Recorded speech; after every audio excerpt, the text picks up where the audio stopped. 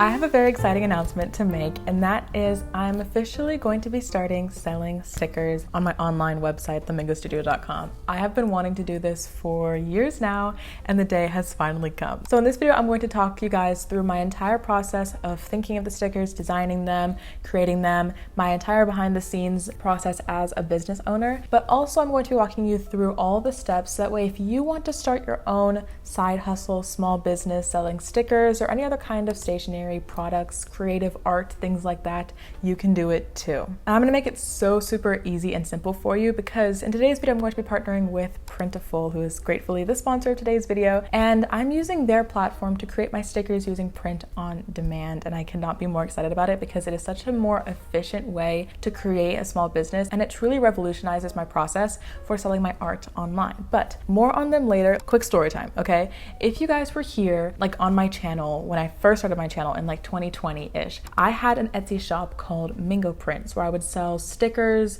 prints, washi tapes, sticker sheets, things like that I would draw from my own art. And it was such a fun time. I really loved creating art to be able to sell. I really loved being able to ship you guys my own physical stickers, but it was incredibly time consuming because the process that I did was I would draw the stickers on my iPad, I would print them out on my home printer, I would cut them with a Cricut machine that I had, and I put them in envelopes and mail them physically. And so while it was so awesome to send y'all, of course, my stickers, it took a long time to get the product from me to the customer. And it was just such a time consuming experience that I eventually had to end up closing my shop. I think it was either the end of 2022 or 2023. No, I want to say it was the end of 2022 that I closed my Etsy shop. Okay, so fast forward a year, at the end of 2023 in December, I launched my own website called themingostudio.com, and that's where I currently sell my undated bullet journal. It's my own customized bullet journal that you guys can fill in, yada, yada, yada. If you want to hear more about that, I will link my video where I talk about that entire journal in the description box below, so you can go check that out. But besides that main journal and a couple of downloadable printables on my website, I haven't had any other products to sell because I wanted to sell physical stationery, but I didn't want to go through the process of having to make it myself at home again. And that is where print on demand comes in, because basically what I'm going to be doing with Printful in today's video is creating stickers with my art that I'm making at home, but Printful is handling everything else. They're handling the creation, the printing, the cutting, the shipping, the packaging. Everything is off of my shoulders and they get to deal with it. So it makes it so much easier for me to create products like this. And although I'm only going to be creating 3 stickers for this initial launch in today's video, I am very excited to create more products going forward because it's just such an easier thing for me to keep track of. Print on demand truly is becoming my favorite thing for my small business. I am loving this idea so much, and I want to take you through the entire process of how I'm creating the stickers for today's video. So what am I going to be creating specifically? I was thinking for a while about the designs that I wanted to do, and I already decided that I wanted to do single stickers for the start. That way they can also go on your laptop or on your water bottle, not only in like your journal or something. There's much more variety there. So what I did was I was looking through all of my bullet journals and I decided on 3 different pieces of artwork, all focused around animals that I've drawn in the past that I think I did really well on, pat myself on the back, that I wanted to recreate digitally for you guys. So the first sticker is from my bullet journal from this year in January. It's inspired from the snake theme that I did, and it is this red coiling snake. I'll put it here on the screen because this one is already done. It is bright red, has lots of mottled spots on it, and again,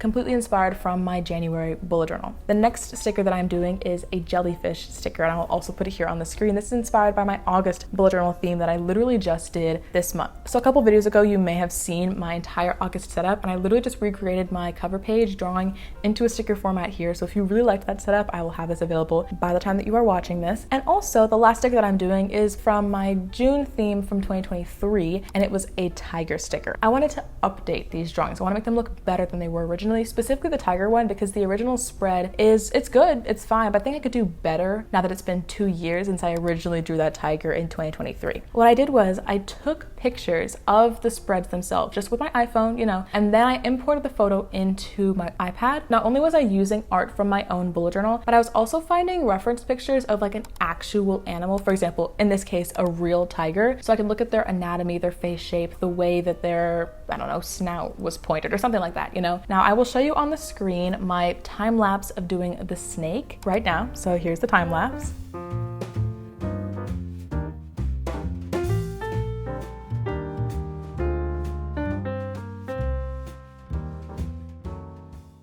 And I will also show you the time lapse of doing the jellyfish as well, so you can see them in 40 times speed.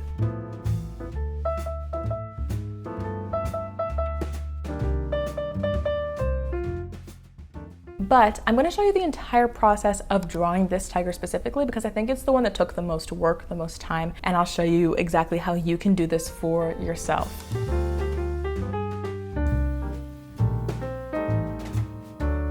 Okay, hello, voiceover Sophie here. I'm going to walk you guys through my entire process of making this art digitally on my iPad because I filmed all of this footage over the course of a couple weeks. You can tell because like my nails changed like 3 different times throughout the video. So it's a lot of footage that definitely requires a lot of explanation. I'm doing all of my art here on an app called Procreate on my iPad. If you are anywhere in the digital art space, I am sure you've heard of this app. It is so nice because it's super flexible for the different brushes it offers, the different colors, different tools, options. And I think I downloaded it for like $10 in like 2020 and I've had it on my iPad since. So honestly, great investment. But yeah, I'm doing the line art first. And like I said a minute ago, I'm completely referencing my original drawings in my bullet journal whenever I'm doing this. I actually usually have the picture behind the line art in like a layer below what I'm actually drawing, just at a super low opacity so I can go over it with line art and then kind of tweak my art from there. And I'm also using the reference pictures that I found earlier as well to make sure that my art is only improving and looking better than it did originally. Now, the line art, I won't lie, I did literally at least 5 times, like 5, maybe 6 times I redid the line art for this tiger. It was the hardest drawing out of all 3 of these stickers that I'm releasing today. For some reason, anatomy was super hard for me and I wanted to look really good for y'all, of course, but I just couldn't get the style right, the thickness of the pen right, how I wanted to portray smoothness of the tiger, but also give the illusion of the tiger having hair, having fur. Like, it was a really difficult process. Also the stripes, it was a lot.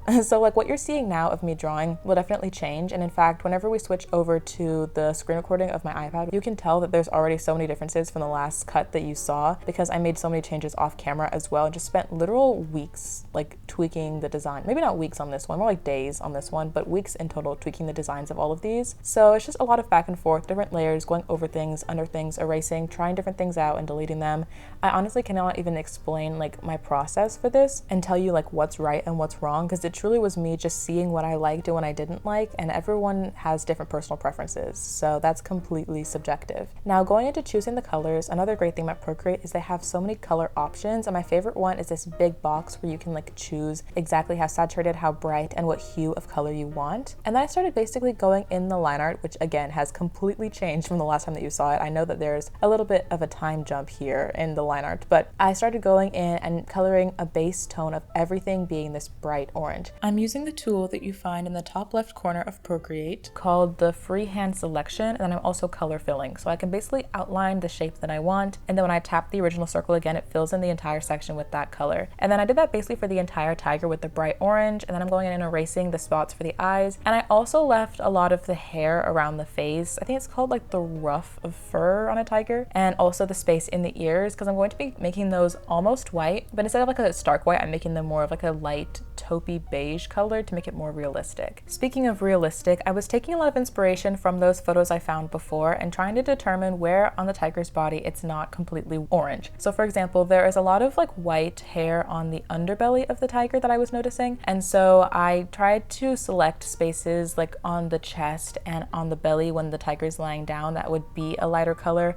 Again, not completely white, but almost like this light beigey grayish color that I will eventually lighten and edit later. I'm also adding a little bit of details on the end of the tail and on the tips of the claws. And once all the base color is done, then I basically just add a layer on top of it and also create a clipping mask, so all of my shading will be done in the same shape that was on the bottom layer, if that makes sense. And then I'm just going in and adding a lot of shading. Once again, this is a process that's super hard to explain because it was honestly just me figuring out what I was doing as I was doing it and going with the flow.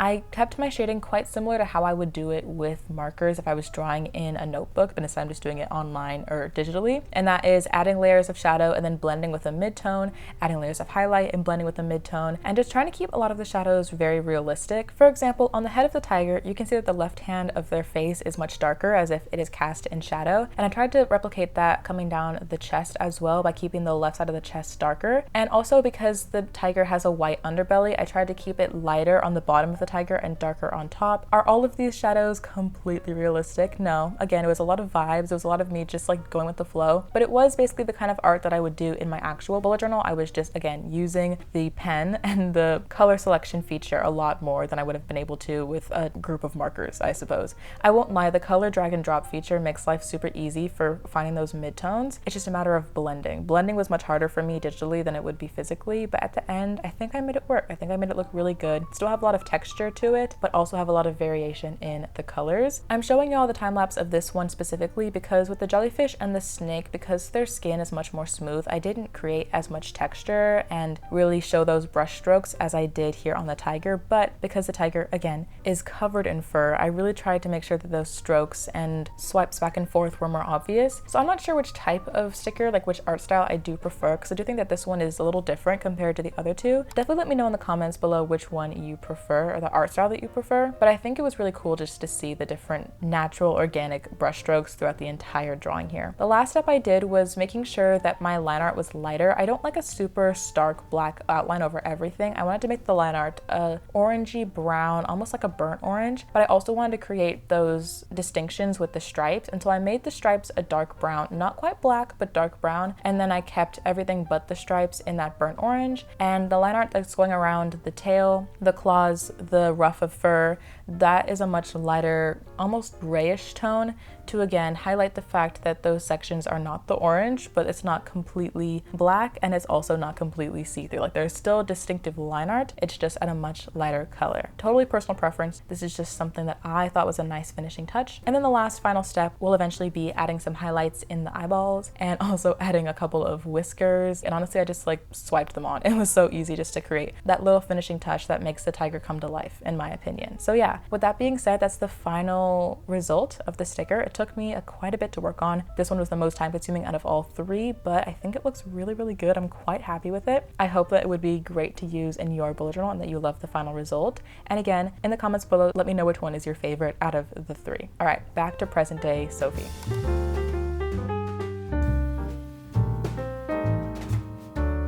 Alrighty, so at this point in the video, we have our final designs secured, right? We have the jellyfish, the snake, and the tiger all done, and I could not be happier with all of these designs. I hope you love them. So now the next step is to get them into Printful and get working on actually printing them, of course. So I'm gonna screen record my laptop down here so you can see what I'm working on. The first thing I want to do is go to printful.com and look at their catalog just to show you the absolute range of products that they have available for you to customize. As you can see on the tab on the left, there are a bunch of different categories from clothing, men's, women's, and kids. There are also hats and accessories, and then there's home and living. This is the section where I'm probably gonna stay the most time in because if you scroll down all of these categories, we have a little stationery section at the bottom, and that, as you know, is my cup of tea. So you have a bunch of different options that you can do, from kiss cut stickers, car magnets, vanity plates for your license plates. You can do wrapping paper, wall calendars, and they show you a bunch of examples of different ways that you can customize your own design on all of these products, and also the price for you to purchase each of them. At the bottom here, there are even journals, like a bound notebook. This looks really close to a bullet journal to me, although I think it is lined, but still, there are a bunch of ways that you can customize these things. Lastly, I'm gonna go back to home and living. I just wanna see all of their home and living products because you can even do things like wall arts or posters if you're interested in that. So like you could do a flag, you could do a big canvas, you could do a pennant, a yard sign. I think these are the easiest ways to use your art. For example, if it's an art print,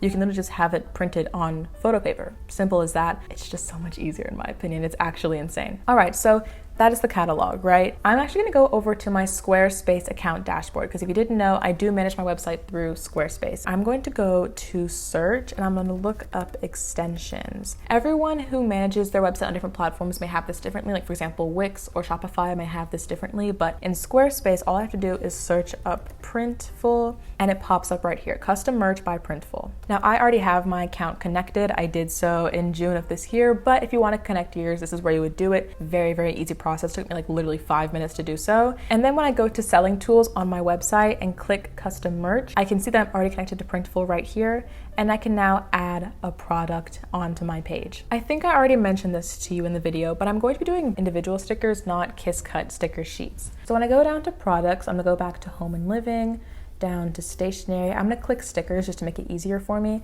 And you can see the options here are kiss cut, car magnets, kiss cut sticker sheet, and then Kiss Cut holographic stickers. So like I said, we're going to be doing the individual stickers, which is this option right here. So when I click on it, we open up to the design manager. And as you can see, you can change the different sizes between 3x3, 4x4, etc., etc. Now I did all of my stickers in a 3x3 format because if you're going to use this in your bullet journal, you want it to be small enough to fit comfortably on the page. So I'm going to upload my design here. I'll just show you the snake for this example because we did the tiger for the drawings. Let's do the snake for the upload process. I exported it from my iPad as a PNG with a transparent background. So hopefully whenever we upload, everything should be okay. All right, there we go. So in the top left, we can see that the print quality is good with a 528 DPI. And when I scroll over to this side, you can kind of see where the outline of the sticker would be cut around the edges of the snake. I did not draw this. This is an automatically cut around design. So I'm gonna click continue. The next step is worrying about mockups because of course you want an actual product to show on the cover of your website. And since I'm not physically owning these unless I buy one from myself, mockups is a quick and easy way to just show your consumers exactly what they're getting. I can look at their basic mockups that they offer me. For example, this is one of a laptop. This is it on the back of a car that looks very small in this little picture here. I like this one a lot because it shows what the sticker would look like on the side of a laptop, like on the front of it. But let's just say I want to create my own custom mockups instead. I could create my own with the tab on the right, and I can mess around with what it would look like with these different images that they provide me. Some of them are more colorful and abstract. I don't know if I really like that vibe, but you might like it. Some of them are more realistic, like this one looks like a deck almost. You can mess around with it, create your own mockups, your own images, things like that. I'm gonna skip forward because I haven't quite decided what I want to do yet, so I'm gonna think on that for just a minute. But once you get to the details step, then you just add the title of your product, a quick little description, make it short and sweet in my opinion. You can choose what store pages to add it to. And then the last step is pricing. So as a business owner, of course, you have to buy the product first yourself, and then if you're gonna make any profit off of it, you have to change the price for the consumer. Thankfully, Printful prices are usually quite low in my opinion. Like $2.30 for buying a wholesale price of a sticker is kind of normal because then you can up the price to whatever percentage higher you'd like it to be to make your own profit. But again, one of the best things about print on demand is that it is literally printed on demand. So you're not going to be paying a minimum order quantity of like 1,000 stickers, for example,